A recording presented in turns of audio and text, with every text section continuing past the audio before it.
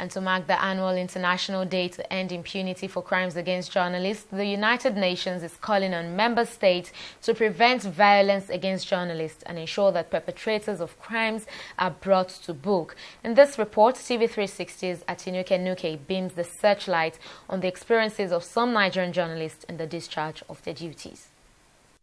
November 2nd is the date chosen by the United Nations General Assembly to highlight the importance of journalism to the society and the hazards of being a journalist.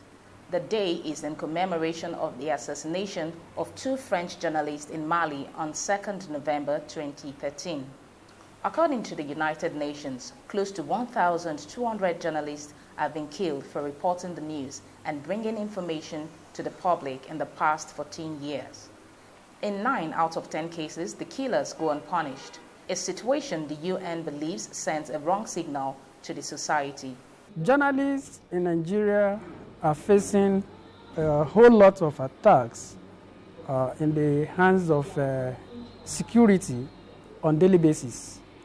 Now the protest for NSAS.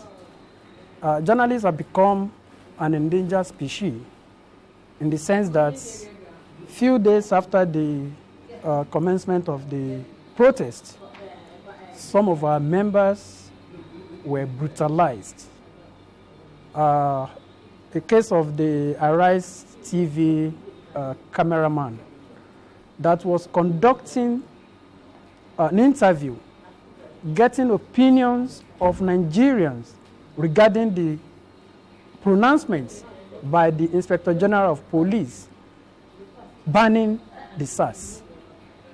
The gentleman was doing the interview, and the police, the soldiers, they came down, they descended on him, and they broke his head.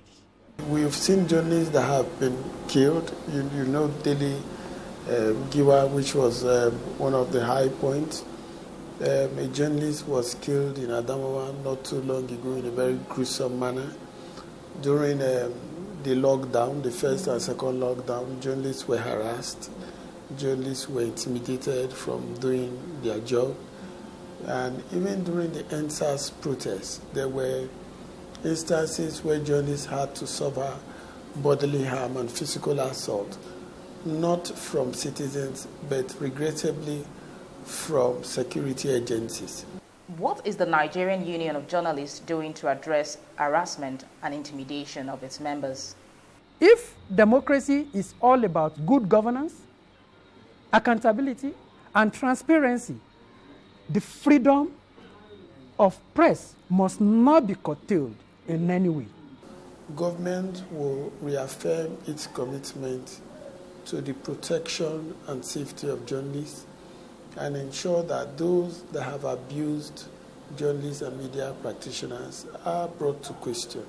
As the world marks the International Day to End Impunity for Crimes Against Journalists, it is hoped that the authorities will protect the rights of journalists and vehemently deal with attacks on journalists and media workers. From Abuja, Atinuke Nuke, TV360 News.